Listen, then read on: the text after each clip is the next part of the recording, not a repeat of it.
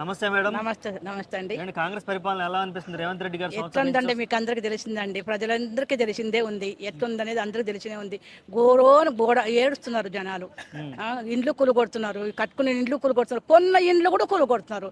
మరి కొన్న ఇండ్లు ఎక్కడ పోవాలా? కొన్నారు, డబ్బు పెట్టి కొన్నారు, డాక్యుమెంట్ తీసుకున్నారు, లాయర్ నోటరీ అది ఇది అంతా తెలుసు. ఆఫీసర్లు కూడా ఇన్క్వైరీ చేసుకొని అంత చేశారు.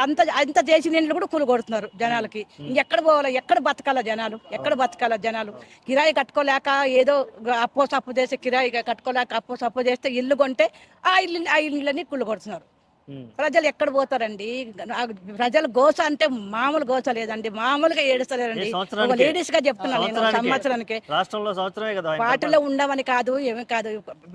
ఎందుకంటే ప్రజల కోసం అందరూ బాధపడాలండి. మనము అందరూ బాధపడాలి. ఎందుకంటే రేపు ఎవరికైనా రావచ్చు ఈ చెప్పులు. మేము కూడా ఒకప్పుడు కిరాయికున్నోళ్ళమే.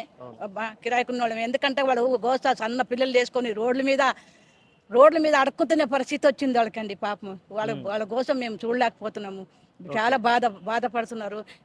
ఏమంటావండి నువ్వు? రైతు అంటివి అది లేదు, పింఛన్లు ఇవ్వలేదు. కనీసం పింఛన్లకి రోడ్ల మీద పోయి కనీసం వాడు కూర్చుని చాలా వస్తున్నారు జనాలు. ఎందుకంటే ఆఫీసులకు పోతున్నాం, చూస్తున్నాం కాబట్టి వాళ్ళ గోస పడలేకపోతున్నామండి. అట్లా చనిపోతున్నారు కూడా కొంతమంది. ఎవరు పట్టించుకునే నాదుడు లేడు. పట్టించుకునే నాదుడు కూడా లేడండి ఇక్కడ. ఇప్పుడు భారీ మార్పులు తీసుకొస్తా అని చెప్పి ఎక్కడ తెచ్చారండి? చెప్పుడుమేనండి, కానీ చెప్పుడుమే, అంతేగాని ఏం చేసేది ఏం లేదండి. చెప్పేవరకు అందరూ చెప్తారండి, అందరూ చెప్తారు. అవి తెచ్చిస్తా, ఈ సాక్షిగా, ఆ సాక్షిగా, దేవత సాక్షిగా, యాదగిరి నరసింహ సాక్షిగా, ఆ సాక్షి, అన్ని సాక్షులు పెట్టా. ఏది అన్ని దేవుడు సాక్షులు పెట్టా. ఏ దేవుడు సాక్షులు పెట్టి ఒక్కటనే తెచ్చిన బస్సు ఫ్రీ తప్పనిచ్చి కరెంటు ఫ్రీ అన్నారు. ఎక్కడ ఫ్రీ చేశారు? ప్రజలందరూ ఒక్కొక్కరికి వాళ్ళే కరెంటు 1300 1400 ఎంత కలుసుకుంటే అంత వస్తుందిలే. ఇప్పుడు ఈయన కట్టింది ఏం లేదు. మా ఇంతకంటే ముందు కేసీఆర్ ఉండేవాడు. మా కేసీఆర్ నల్ల బిల్లులు ఎన్నడూ చేశాడు. నల్ల బిల్లు ఎవరికి లేదు, అసలుకి గరీబ్ వాళ్ళకి లేదు. వస్తున్నాయి నల్ల బిల్లు వస్తున్నాయి. కరెంట్ బిల్లు కూడా వస్తుందండి. జీరో బ్యాలెన్స్ అని దాని మీద ఇస్తారు, కింద బిల్లు కడుతున్నారు. జీరో బ్యాలెన్స్ అని వస్తుంది, కింద మరి బిల్లు వస్తుంది. 200 యూనిట్లు తక్కువ, 200 యూనిట్లు రాదు వరకే మీకు, ఇంకా తర్వాత రాదు అన్నారు. 200 యూనిట్లు కాలిన వాళ్ళంతే, కాలుకోకున్న వాళ్ళంతే, ఎగ్గట్టు ఉన్నోళ్ళంతే, ఫ్రిడ్జ్ అవి ఇవి ఉన్న వాళ్ళకంతే. ఓకే, రాష్ట్రంలో ఇన్ని సమస్యలు ఉండగా మళ్ళీ ఇప్పుడు కేటీఆర్ గారిని అరెస్ట్ అంటున్నారు.